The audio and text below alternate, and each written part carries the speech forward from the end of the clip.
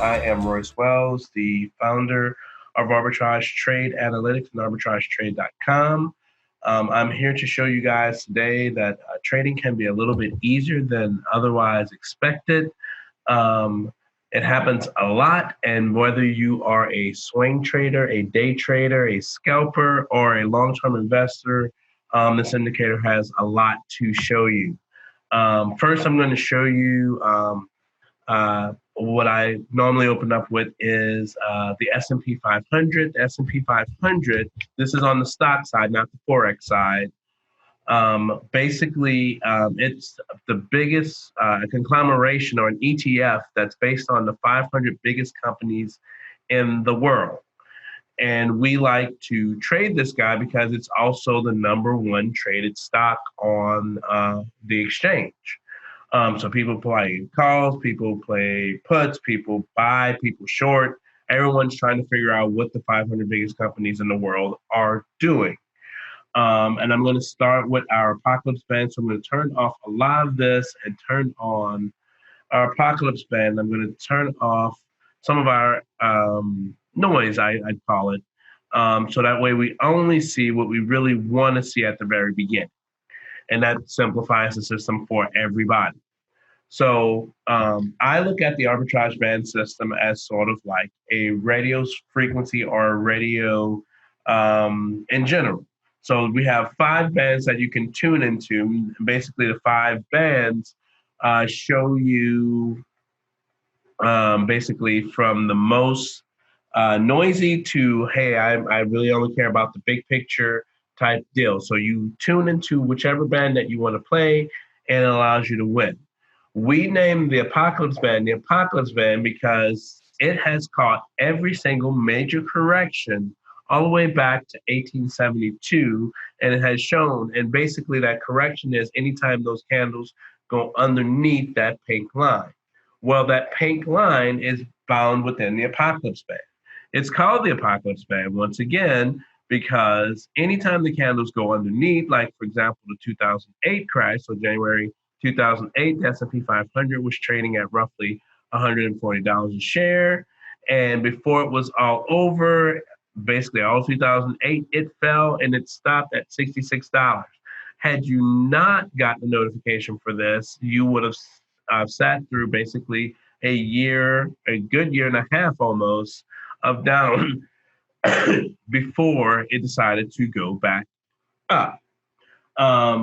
In doing this, we actually like to also show where we got out and where we got in. So we went into our settings, clicked our gear, and clicked on show exits.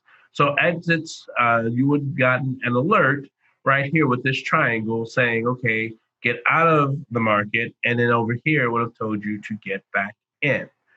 Also notice, if we keep going back in time, there is the 2000 and 2001 crash. Same thing happened. It went under on the daily time frame, and once it was under, it was sitting at 139, and it once again fell to roughly $77 before signaling to get back in at the beginning of 2003, and it was sitting at $98, and it told you to get out again at $142 beginning 2008 crash. So it shows you pretty much when to get in and when to get out, and when it's big time or big picture, get in and get out. Most people do not play at this scale. Typically, this scale is used for people who are financial advisors or people who are trying to avoid taxes. They want long-term capital gains tax versus a short-term capital gains tax, which is a lot more. So they will typically be playing for anywhere from a year to 2 years at the very least. And just like that, we are showing roughly February 2019. It told us to get back in. And if you would have rode from where it told you to get back in, it was roughly sitting at 262. It's sitting at 328. You would have made $60, $70 per share. And you would be able to get out with basically a 2-year hold on this roughly right now. So I personally think it's about to correct, but we'll leave that for later.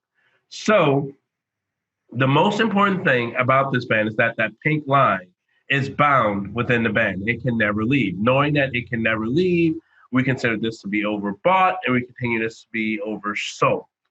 I'm going to turn on the next piece, which are our danger zones. The danger zones allow us to do really fantastic things with this system.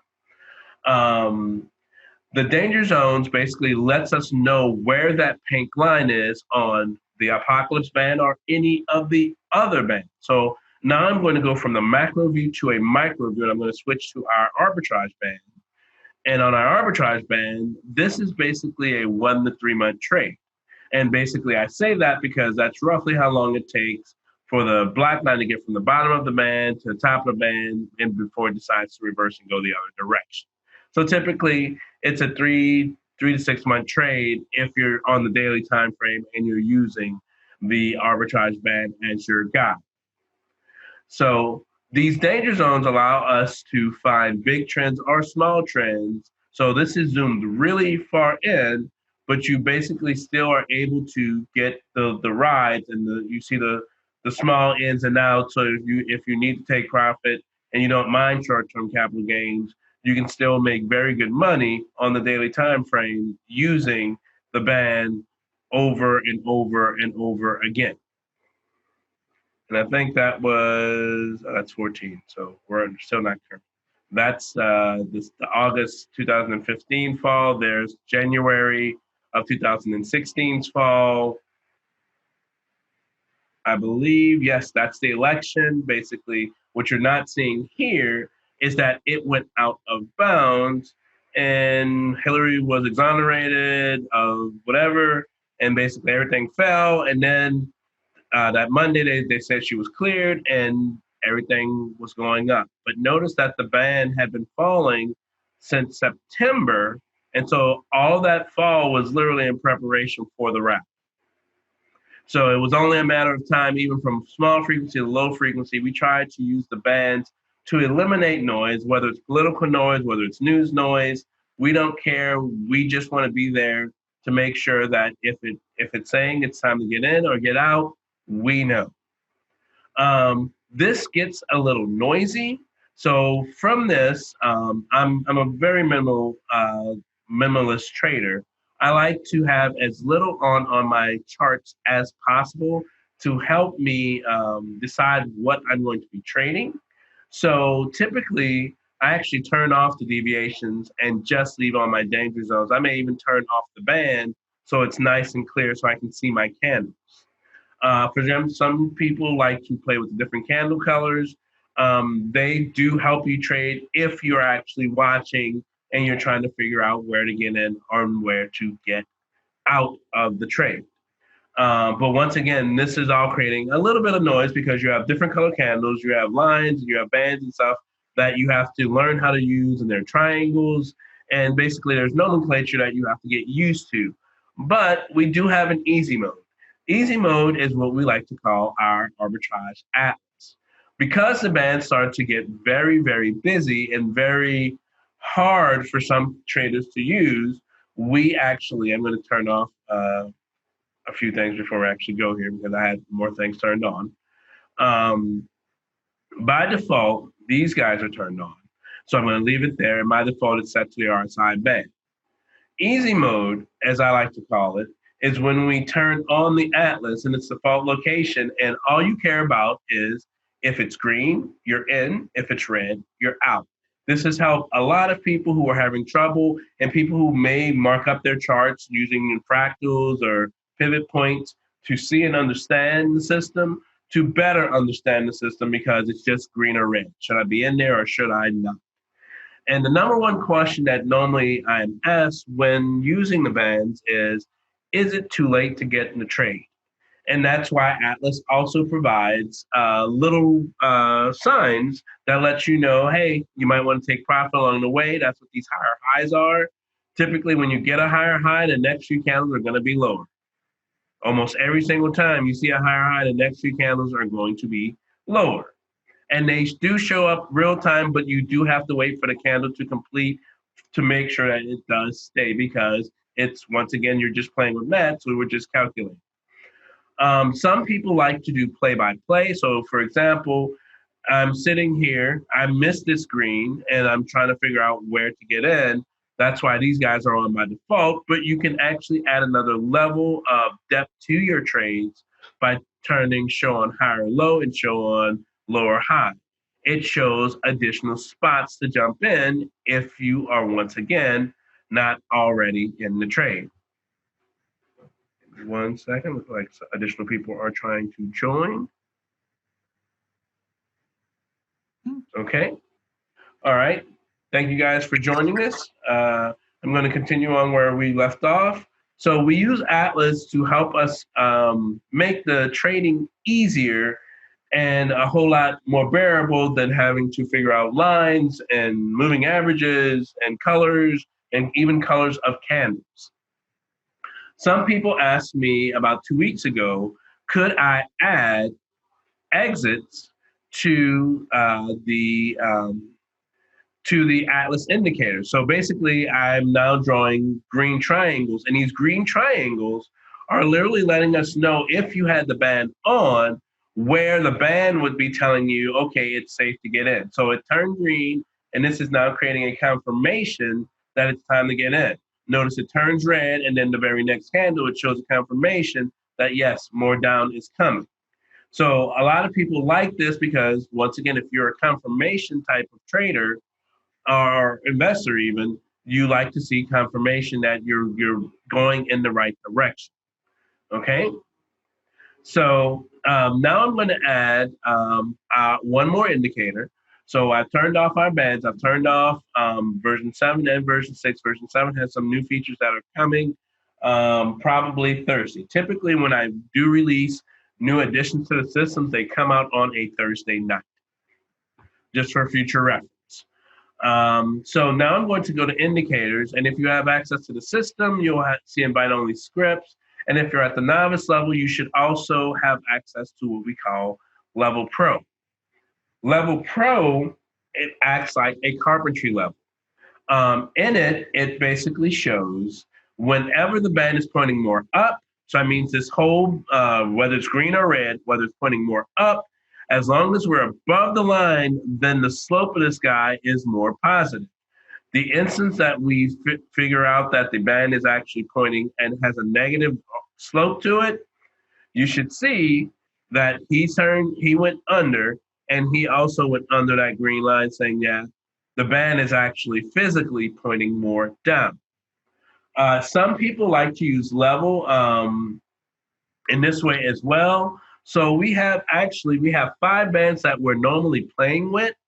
And typically, whenever I'm using my band, and I do have my band on, I will set all of my indicators to one above. So if I'm using the arbitrage band, I will usually have my indicator like Atlas and level set to just the RSI line. So as soon as I know an uptrend is starting, I can see it. It allows me to have foreshadow, right?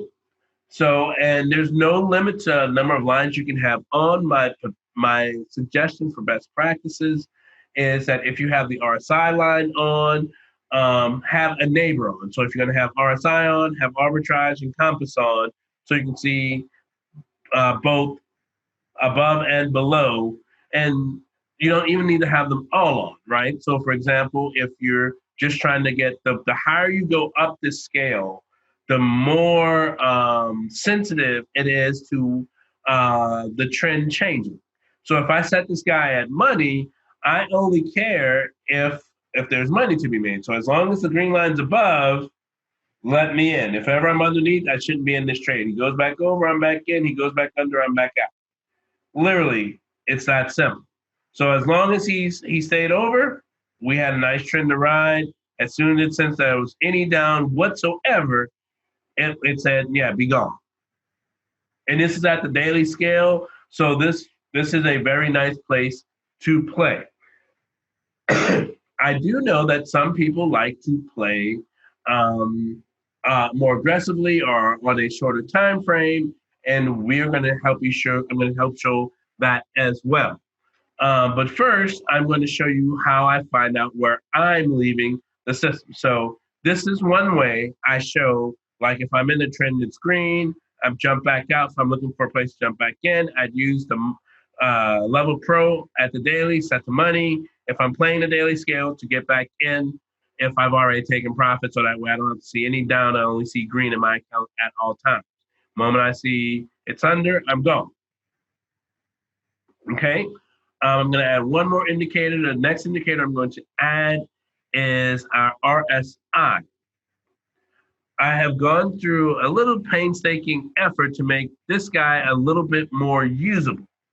And what I say by that is traditionally there's an RSI, and I think it's it's pardon me, it's based on the 14 triangulated moving average, I believe, but ours is based on our compass, or you can actually set it to be set on our RSI or arbitrage. Basically, you're making it less sensitive to being overbought or oversold, depending on what you are doing. Our system is 100% based around the compass. So the compass line crossing any of the RSI lines in the bands, it's actually what's triggering us, telling us when to get in or when to get out. So that red triangle that you see here, or this green triangle, literally that means the compass crossed over the RSI line for the RSI band, and crossed under likewise. I use this RSI indicator to basically let me know when it's overbought or oversold, because typically if I click that X, which says show exits, if you've never used an RSI indicator before, let me go over that real quick. If it's range from 0 to 100, and basically from 30 to 50, it's in bearish territory, but not oversold. And from 50 to 70, it's in an uptrend and currently not overbought. I explained this yesterday in the seminar that I had for some new people who were signing up. That most people, when it gets overbought, they will exit as soon as they see it goes out of here. I play it exactly opposite of that. So anytime I see it goes overbought, that's fine. I do not leave the trend until I see it go back into the green.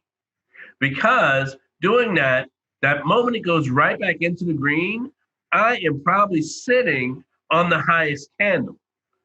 So because of that, that's also another indication to let me know, oh, it may be time for me to take profit. So if I was riding from where it first went green and said we were in a bullish trend all the way to where it first popped out, it would actually, if I'm going to squeeze this in, notice it has a green X right there saying, yes, Royce, you should be taking profit right there. So I got in as early as money said get in. I rode as long as it was green. First time RSI said leave, I left. And if it gave me another opportunity to get back in, so if I got a lower low or a lower high and I wanted to ride again and I saw that my level was back above, I would ride again until I see another X, right? All of this is based on and trying to get you guys ready for the automation and stuff that's coming within the next few weeks. Actually, probably less than that if I get enough time to just get a nice block of coding time in. Without further ado, I'm going to now show you guys how we find pairs and whatnot inside the arbitrage system. And I'm actually going to go to the beta site because I want to show you guys something on beta that's coming, so that way you guys can get ready for that. Inside, notice we have trade automation settings. Those guys are coming. But inside, if you, for example, are trading Apple, right? We have this to let you know if you should be in or not, but you'll also be able to, in the very near future, under alert settings, be able to say, once you have your alert set, you'll be able to, by default, all the conservative entries and whatnot for level and RSI and whatever indicator that you have access to will show here. And by default, all the conservative ones will be on and under our best practices. You will have the ability to turn on the aggressive indicators as well. And you will have the ability to say, okay, I only want this to be on this particular band. So you can literally pick the time frame that you want to play on to make it easier for you to change, because I know a lot of you guys are using the Slack environment, and sometimes the bot dies, and sometimes this and that and the other happens. And basically, to avoid that, we're trying to take the alerts and whatnot in house to the website, so that way you have more control over what you're playing with and what you're using. Okay. So let's now actually go to the real site.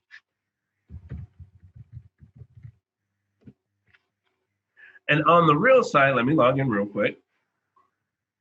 You guys have access to Forex data if you guys are using Forex. And we literally 2 weekends ago bought new data for the people who are playing stocks, and mutual funds is also coming within the next month to month and a half. We're getting some kinks out of the system to make sure that we can accommodate all the data that we are providing.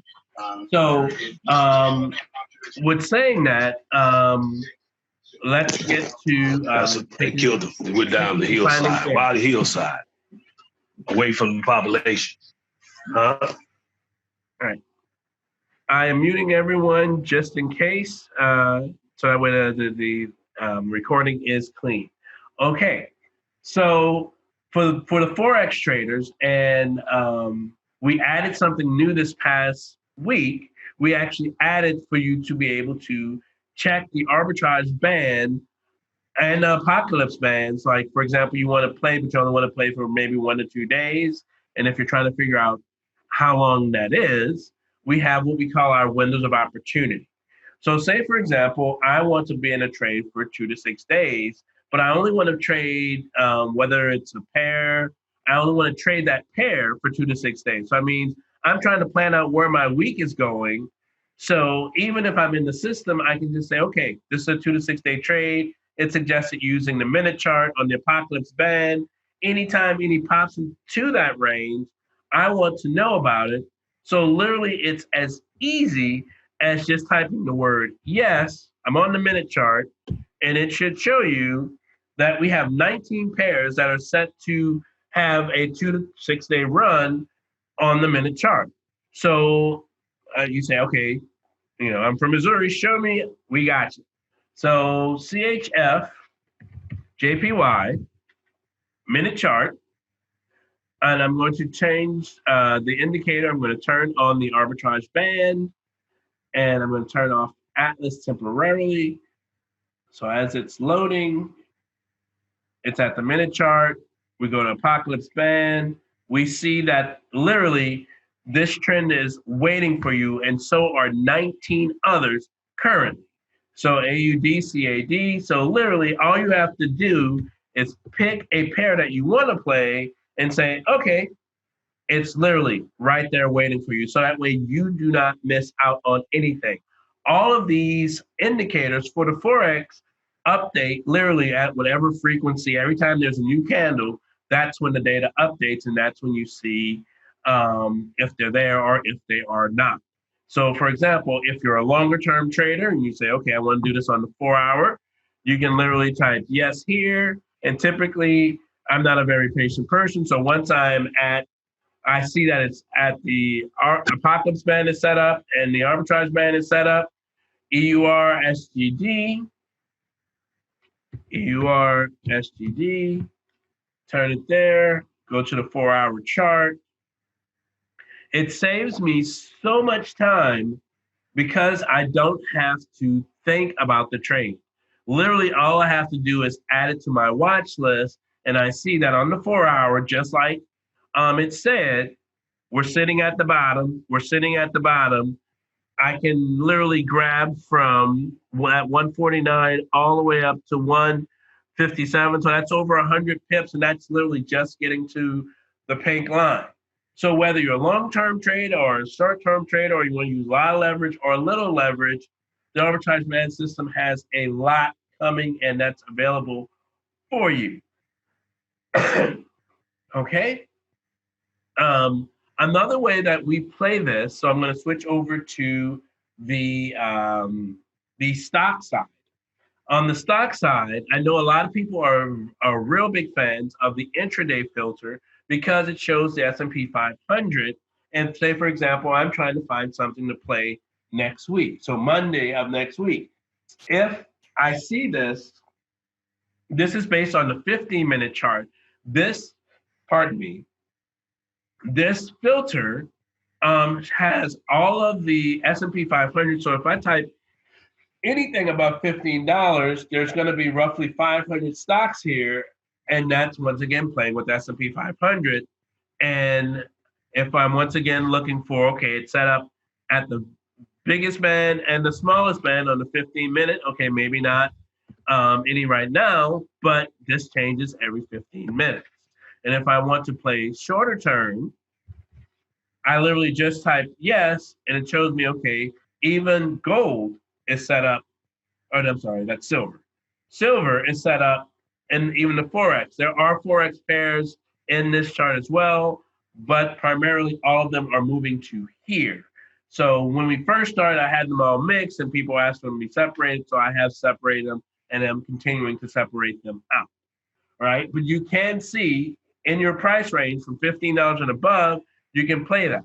A lot of people like to play the inverse of that. So some people will even play from $1 to $5. If you are playing stocks, I cannot stress this enough.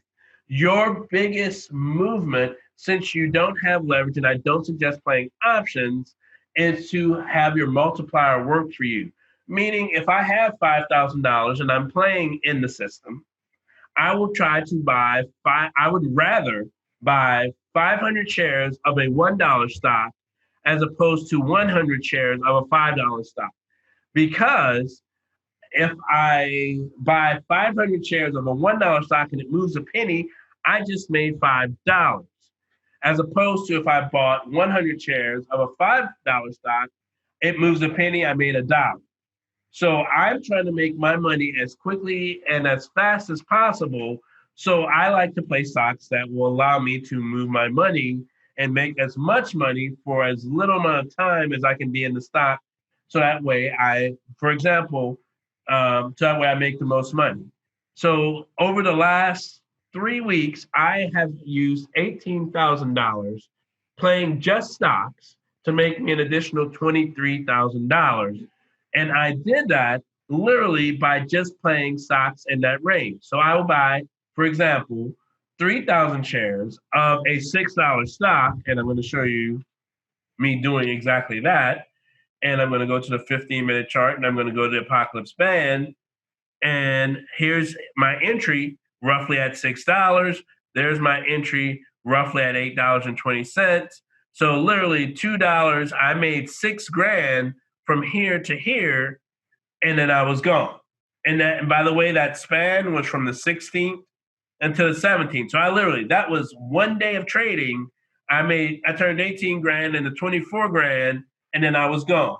And then I did it again. That literally, because that was in the middle of the day, that was in the morning, I bought back in at $7, and I got the pick from the intraday chart, by the way, and did it again. So I went from $7, and then it went to $8.55. So once again, my 3,000 shares at $7 this time.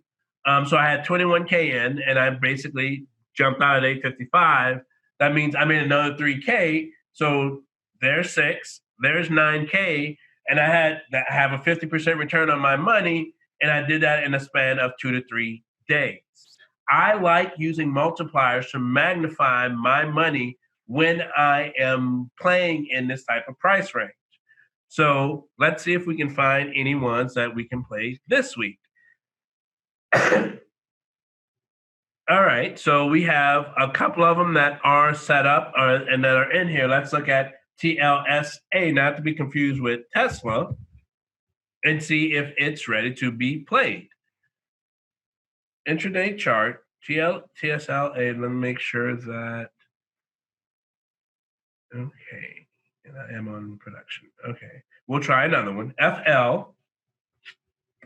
That's also why I check my charts, right? If the data sources, each exchange has their own data source.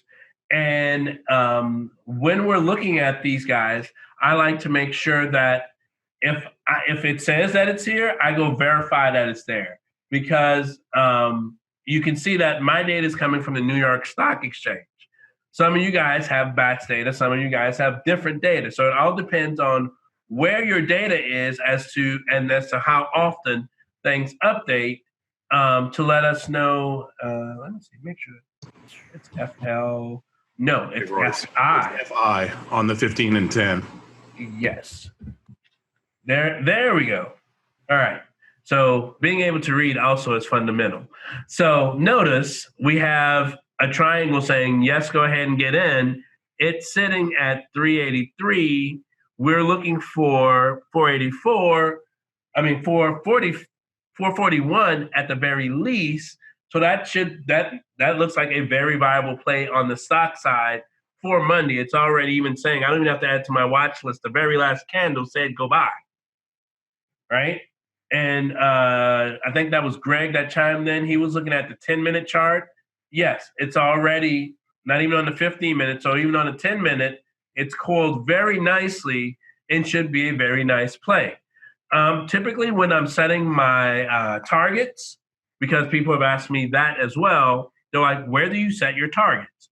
Right? So if I'm in at 378, my first target would literally be just making it to the pink line. If I can make it to the pink line, I may set part of my exit here. My next price target would be at this 465, and my final price target would be at this 517. And if you're using the system, I like to doubly emphasize these windows of opportunity, right?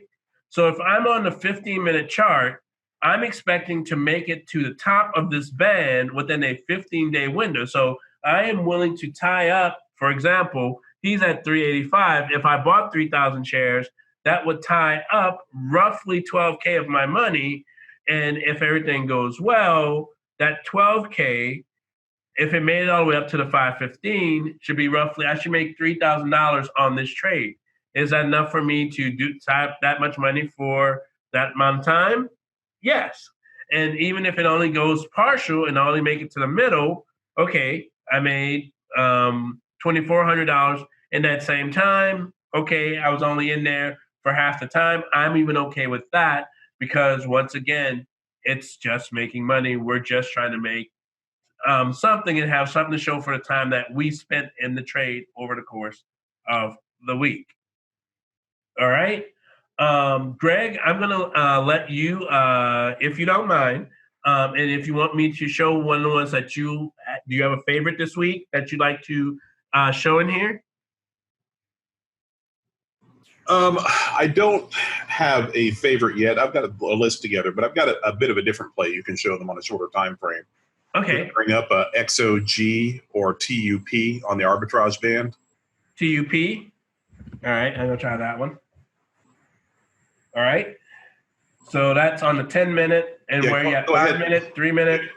Go on the 10-minute, but go ahead and hide the apocalypse band. All right. Okay, there you go. And 10-minute? Yep. Okay. This is a very nice play. Yep. It's a quick swing because you're only using the arbitrage band. You're going to be on there for maybe a day and a half at most. And you're looking at making, 80 cents? So over 10%. So I mean, the 10% return on your money for a day's worth of work. That seems like a very nice. So once again, if you tied up, close to $8, so if I did 1,000 shares of those, I would basically turn my $7,800 something dollars. I'd make $700 on that and be gone and still have 4 more days to use my money someplace else. Make sense? That's a very good play. I do like this one. We're also watching YCBD on the 10-minute chart as well. And I think this guy is also doubly stacked. So, yeah, he's doubly stacked as well. If you entered this guy earlier, I know we talked about him last week. This was another good one that we were watching and we're we're ready for him to break out. The pink line is running out of space. So we're expecting him to go up and go up rather soon. Okay. Joseph, do you have any that you want to talk about?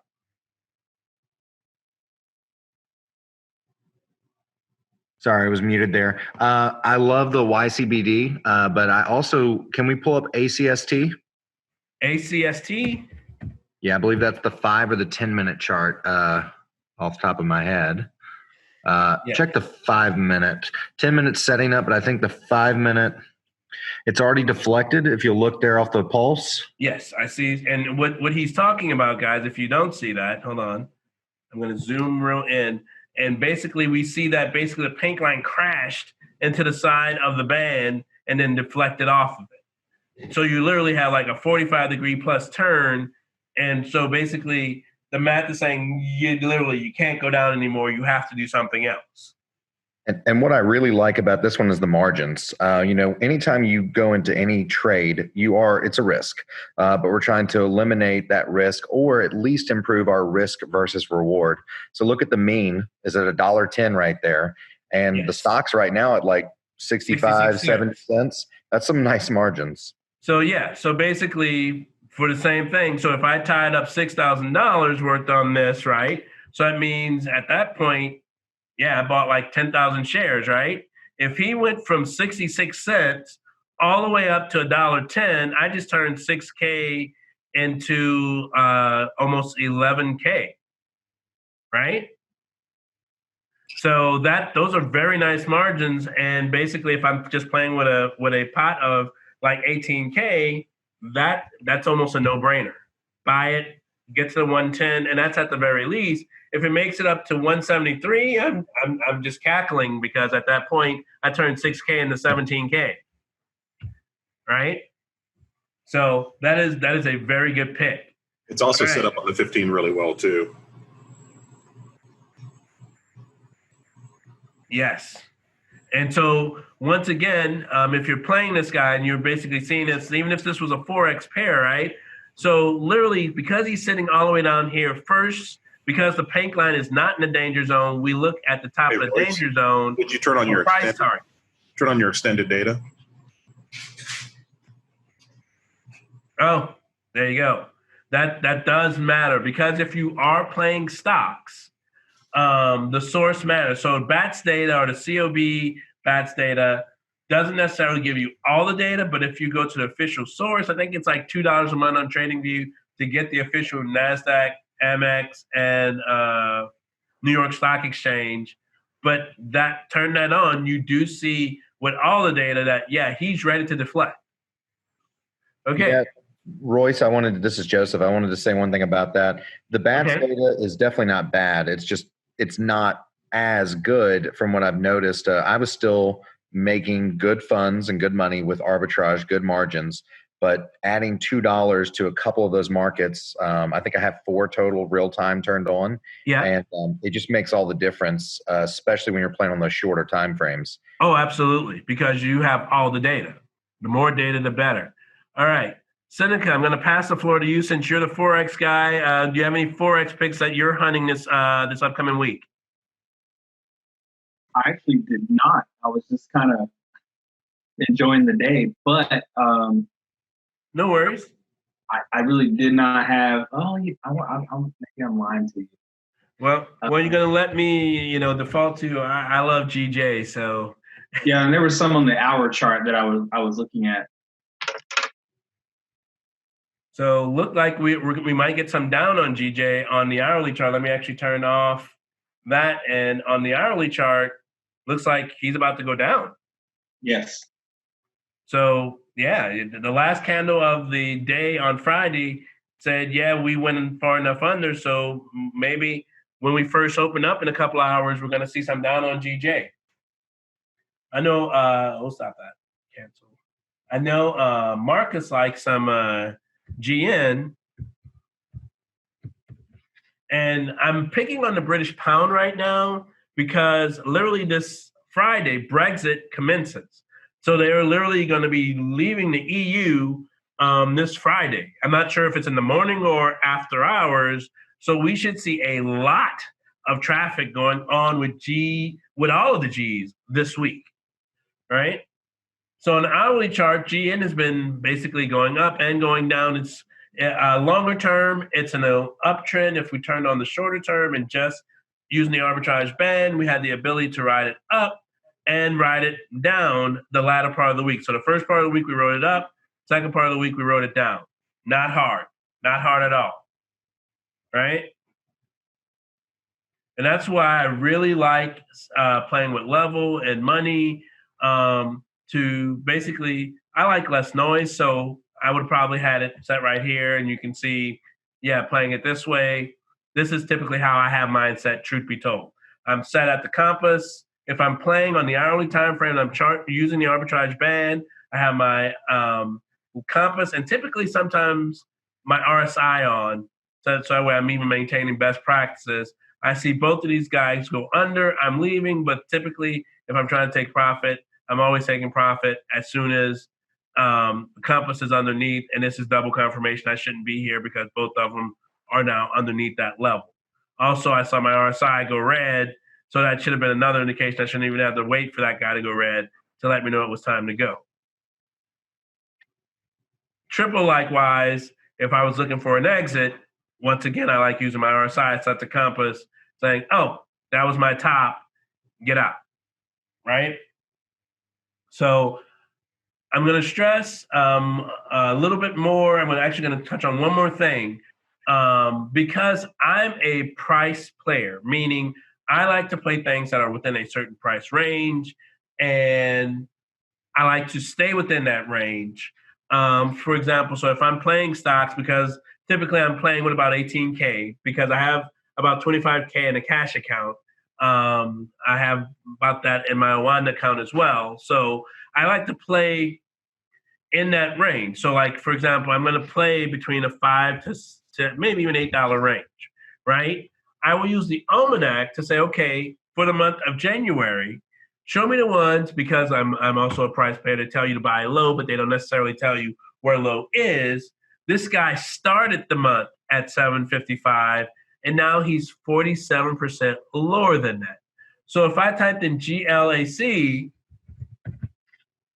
go to my 15-minute chart, turn on my Apocalypse band, and I am, he's he's so brand new that he's literally just there. So he doesn't even have, so like literally this guy, or maybe he has horrible volume, because it looks like 2019, this guy just has horrible volume. Not many people trade him. I would say next. PIR.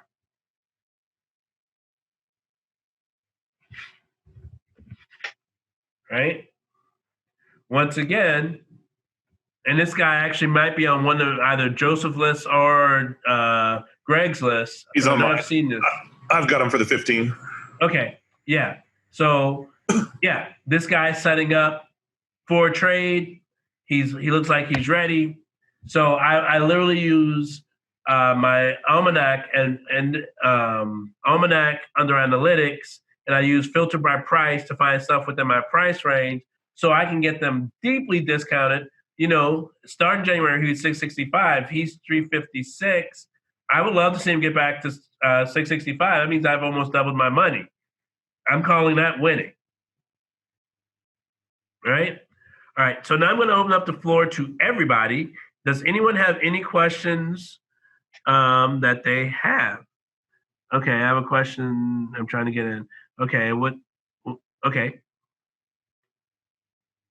All right. I think that person got in. Yes, I do see that person in right now. All right. Does anyone in here have any questions that they would like to voice in the seminar? We have about 15 minutes before we have to cut it all off.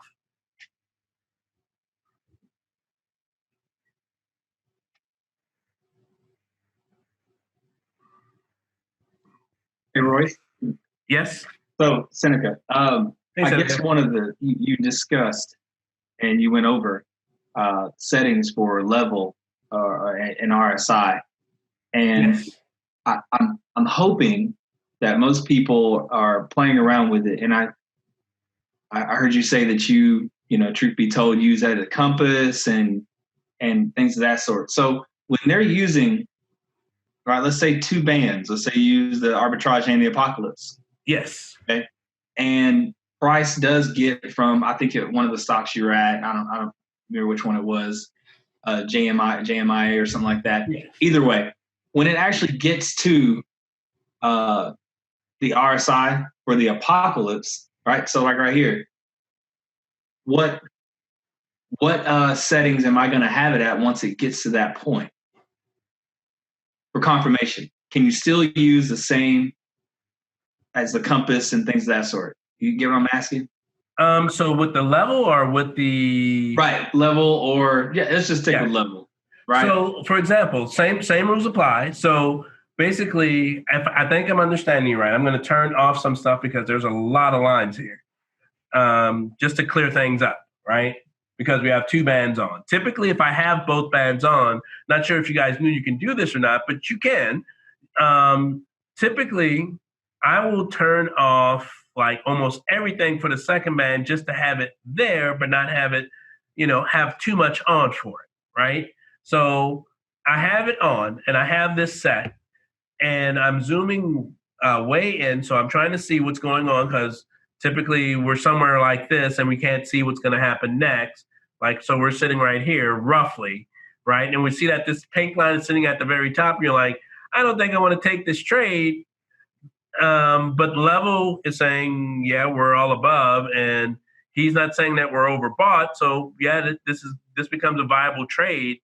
What makes me get into it, like for example, you could even not have that guy on. If you were just playing this, it might look a little scary because once again, you're seeing, okay, he's up there, but I don't think he can go any further, right?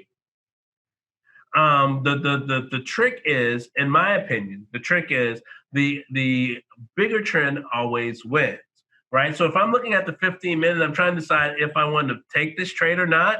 I see that he's not in the danger zone. I see that he's just sitting kind of in the middle. What would make me take this trade, right? So I will go look at the larger time frame. On the larger time frame, I will turn back on my danger zones, and I will show that I was in the danger zone. I'm going to show my exit, and it did. That big movement was saying, no, that's the beginning of an uptrend. That's not the end of it. That's the beginning, right? And RSI agrees, and everybody agrees. And I can even keep going up and say, okay, arbitrage band. Oh, quick reset chart. Yay. And if you notice, if you were even in over here, right? So if you were in at the first one, this candle said you're playing longer term. We were at the 15-minute. We've made it all the way up to the day, and they're saying we're not out of room. We're not overbought on any of those three time frames. So I literally checked the 15-minute, the hour, and the daily on using the same band. I didn't even switch bands. I'm like, okay, arbitrage band. Tell me, are we over? Are we out? Or should I be leaving yet? Right? I know some people will say, okay, I'm going to leave if I see it goes out of bounds. Yes, he may have went out of bounds here. But once again, how I play it, and I'm going to re-emphasize this, I play it probably a little different than everyone else. When someone sees a candle go out of bounds, I am not racing to leave the trade. I am only racing to leave the trade when I see it come back in. So that way I can get everything that happened, and I am not cheating myself on the trade, right? Because it went out of bounds, like, okay, it went out of bounds, ran out of probability. Yes, it can't live out there, but it can stay out there for a bit, right? So I'm going to pull this guy down, and once again, he goes out. I'm not concerned. It's when he comes back in. That's when I'm leaving. And if I need a double confirmation, once again, using the RSI, this is why I think our RSI indicator rocks, is because of the way I play it. I don't leave when it goes overbought. I leave when it's coming back in to say, yes, that is my highest point. That is my exit. Right? Same thing as if I was playing a sell, right? He's going in. My RSI said, oh, and I'm going to zoom in to show you literally that's what that X is doing. that X is saying, I went out of bounds, but I'm coming back in. That should be the very lowest point on that sell. So honestly, use that as a guideline to help you figure out when's the absolute best time to sell. I'm not sure even if Greg or Joseph are using the RSI that way. So I don't just eyeball it. I try my best to make sure that something is telling me to leave. Because remember, everyone's emotional and everyone's trying to figure out when's the best time to get in the trade or get out of the trade. Literally, every single indicator in this system was created this way to help me not have to make that call. The system makes the call, and I just follow the system.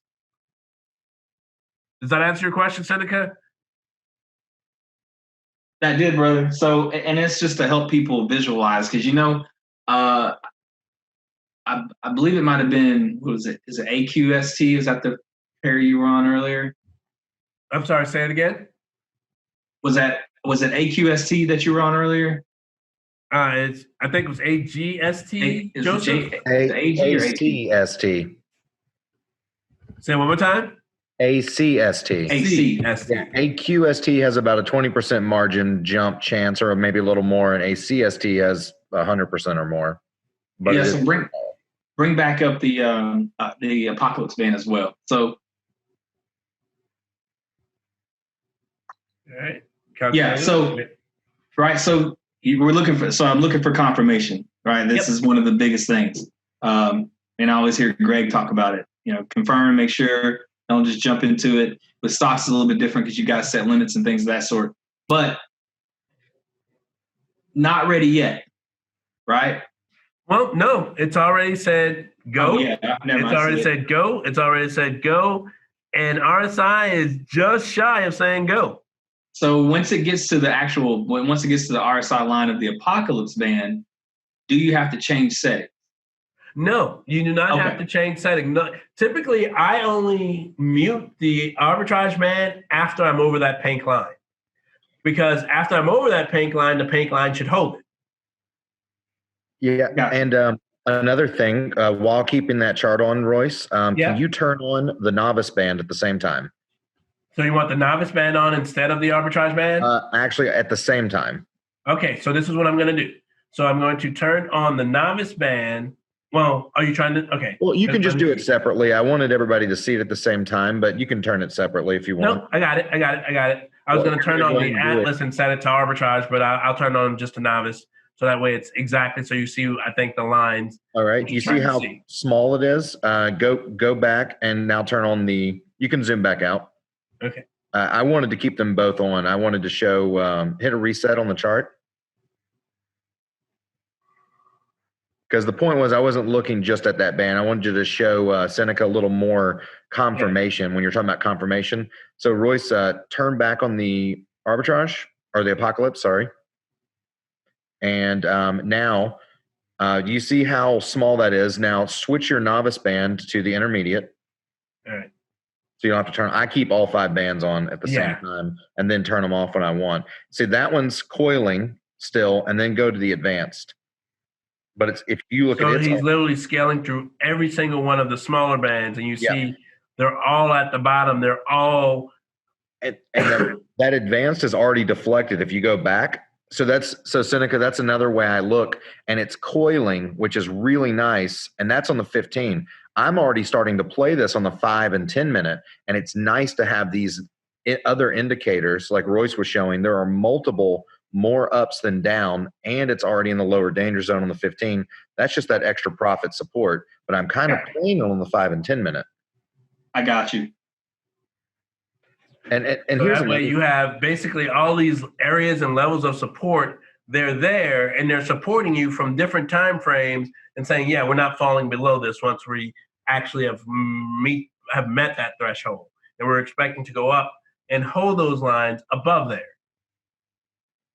Yeah, and it may be YCBD, but I've seen a couple stocks recently from Greg's lists that are just beautiful in that level of support, because you may be playing one timeline. It may be beautifully set up on the 5 minute, the 15 minute, the 1 hour, But what's really nice and makes me feel warm and cozy is if I look at every other timeline, maybe 2 or 3 out past that, the 2 hour, the daily, whatever, and they're all in the lower danger zone, which is very rare. But then I feel warm and cozy. It's almost like that safety net. I'm at the circus. If I miss my my friend and we don't grab arms, I have that safety net. So that's kind of the way I see it.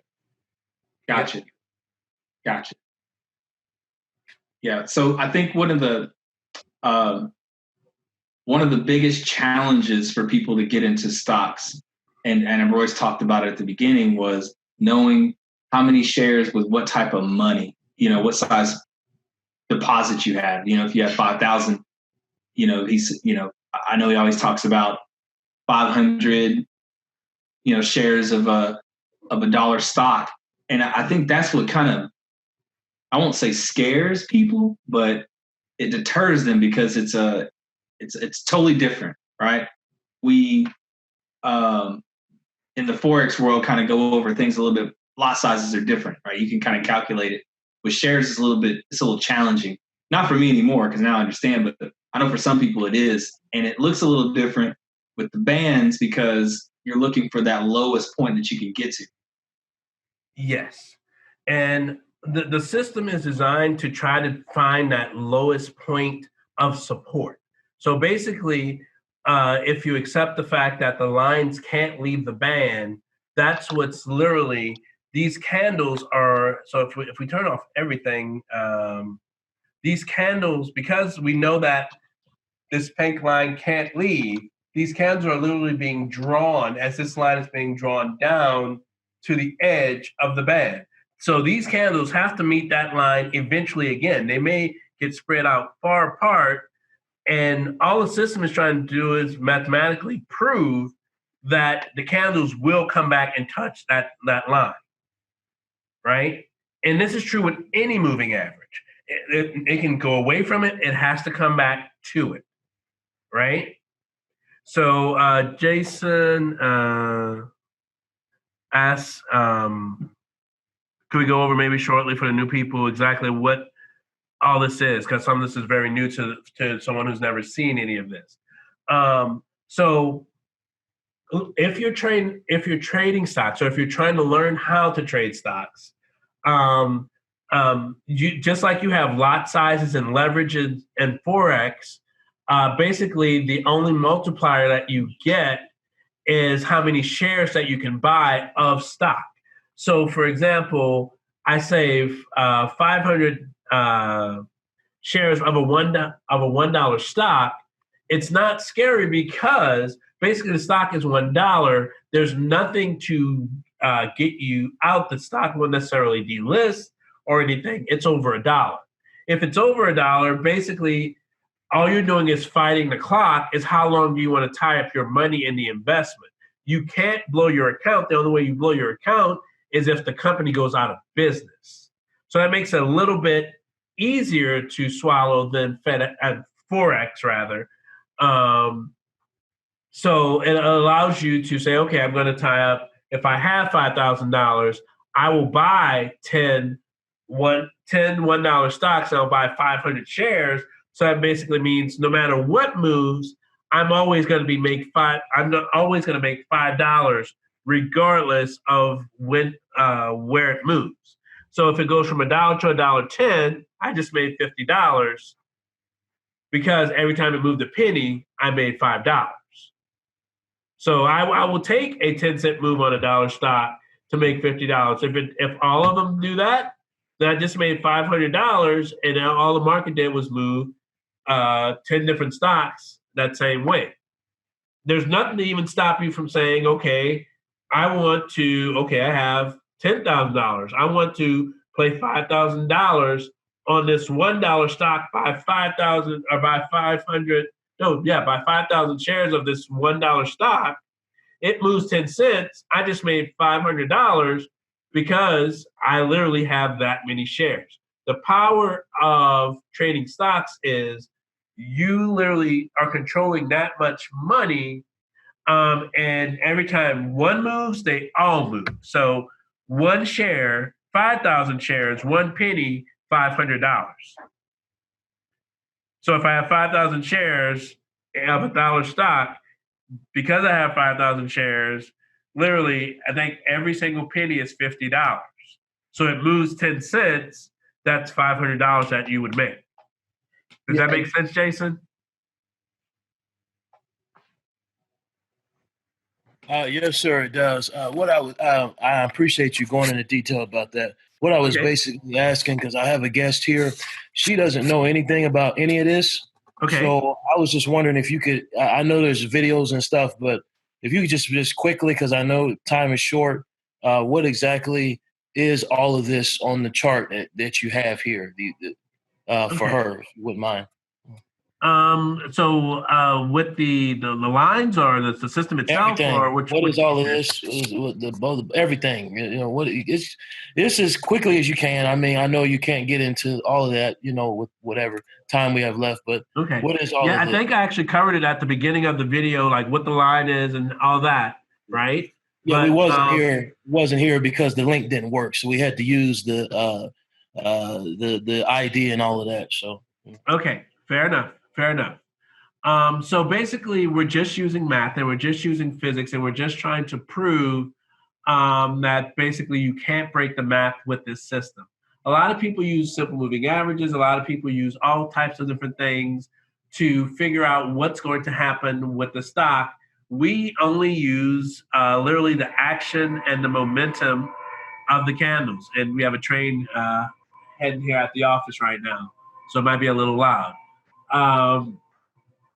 So literally when the candles are underneath that line that can't, okay, so first off, there's the line. The line can't leave the band. At all times, the pink line stays within the gray band and it never leaves. Knowing that it never leaves, that allow us to make decisions on what's going to happen. Knowing that this is math and that is physics, these candles will always come back to this line no matter where they go. They will always come back to the line over and over and over again. We're just trying to make sure that we are in the trade or get notified that when it does come back to line, we want to know if it crosses. If it crosses and goes under, we should be in a sell. If it crosses under, over and under, anytime it crosses that line, it lets us know if we should be there to buy or sell. Based also on how fast it is moving, we try to predict how much money we can make. So, for example, this is a stock. This is CYBD. It's currently sitting at $1.07. Once it crosses over 113, we have hopes that it's going to make it to 182 and possibly 258.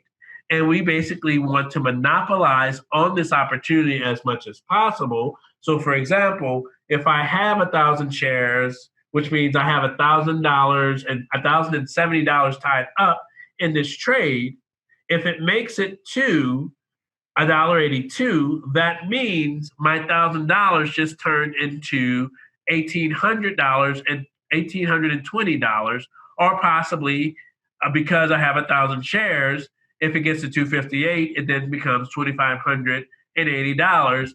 And because of our system, we've back tested and said, okay, based on the size of the band and the trade, and if we're using the 15-minute chart and we're using our windows of opportunity, that means we're expecting to turn $1,000 into $2,500 within a 3 to 15-day window if everything goes according to plan. If, however, it doesn't go according to plan, we're expecting it at least to get to that 113. And then if we're holding 3 to 15 days and it doesn't get above that line, then it's not going to get above that line. It's pretty much stalling to make more room for more down. And that's sort of what happened here. Basically, we were in the trade. It was a sell, right? So basically, the candles went underneath the line. And then, okay, so that means from the 8th of November all the way to roughly the 17th of December, this guy was just falling down. And then we were expecting once he got above that he would stay above. Notice that he did reach the first price target. So he went from 290 something all the way up to 330 something. touched it, and then fell back under.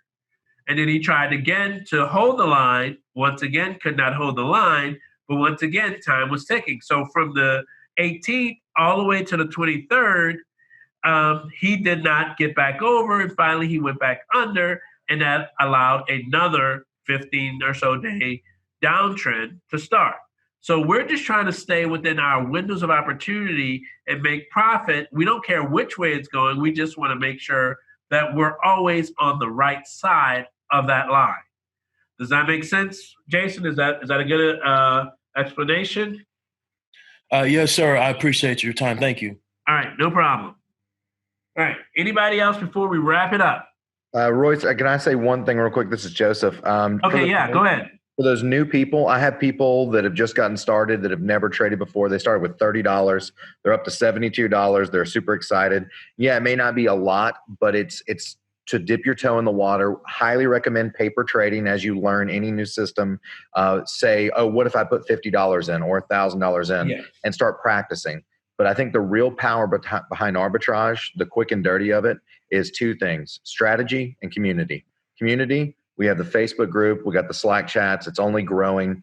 You need other people looking out for you in the same stocks as you, doing extra research and talking and answering questions for new traders, for experienced traders. It's just really cool. I think the community is one of the strongest parts, but the strategy is everyone tells you to buy low and sell high. Well, these bands, highly recommend going to the education link on the arbitrage site, because it is very easy. It takes about 10 minutes to learn the basics. You're right there under services. There's the Robinhood setup, Trading View if you actually have everything. But if you're just trying to show someone new, Arbitrage Trade 101 takes about 10 minutes, and I highly, highly recommend it. It's even outside the site. So even if you're not a paying member, we actually show you our windows of opportunity chart, as well as the Bands 101 to get you going and get you started. So that way you understand literally every piece of the nomenclature that's in there, and basically you get comfortable with it. And please feel free to ask questions. So once you're actually a part of the community, you either have the Facebook page, you have the Slack environment. We're actually even going to be building the FAQ on the page. Actually, it may already be there. Where about? So there are different questions like, okay, is TradingView a different cost? Yes. And basically, we have a lot of questions. We have a lot of diligent people that trade. We have now, I think, over 8,000 active traders in our community. And whether it's on the Forex side or whether it's on the stock side, there's always someone there, even at 3 o'clock in the morning for the London session, even 2 o'clock in the afternoon for the US session. There's always someone on willing to help you answer a question. That, like Joseph said, our community is our biggest asset. And basically you being a part of it makes it even more of an asset, because it's not the first time someone's asked this question. So please feel free to ask the question. And if it hasn't been answered before, someone will try to answer it for you. The product only gets better as you ask more questions. Yeah, there are no dumb questions. I've had a brand new user ask me a question that they felt like they couldn't ask at first because they were scared. And once they started asking questions, it made us all a lot of money, because they were asking questions about some stocks that they heard of from a friend or some Discord channel. We can look at any stock. So please bring it up. Please ask questions. We all learn faster and better as a team. And even from Seneca's standpoint, right? I've had people say, is it possible to add that triangle to Atlas, right? So I added it to Atlas. Like, you guys, if it will make the product better for you, please ask questions. I want to, basically, you're talking to the guy who invented it, so I want to make it better and easier for you to understand, as well as easier for you to use.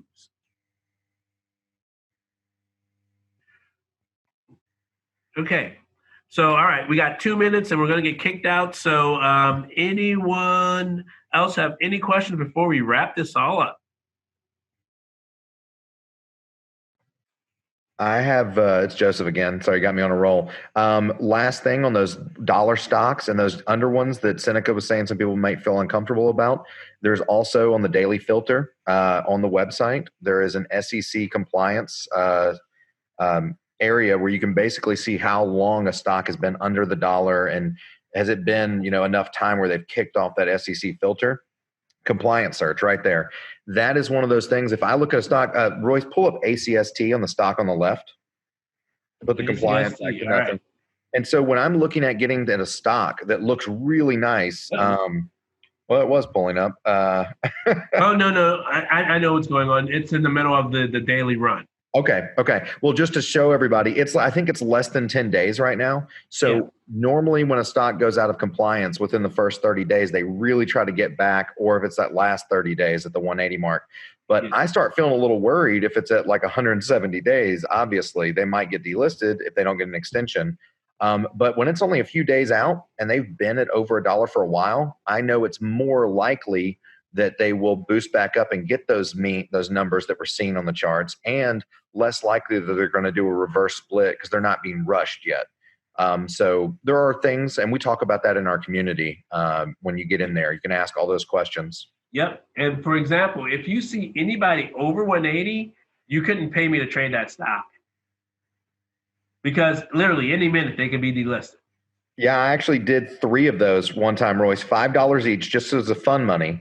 2 of them went completely delisted and went to almost nothing. And one of them came back on, and it made me, I basically broke even, but it was just fun to test. But yeah, most of the time they fail. Yeah, they fail and they bomb and they take your money. So yeah, if you're going to be using the ones, basically there's SEC compliance. Anything over 180 days, don't do it. I like to actually find, and looks like Joseph looks like we need to add something because when we migrated from the old site to the new site, that used to be a date range. So you could actually see anywhere from 1 to 10 days, like in or out of compliance. So I have to add that back. Thank you for calling that to my attention, sir. No problem. All right, guys, we're going to wrap it up. Appreciate your time. Thanks again. And we will see you guys next time.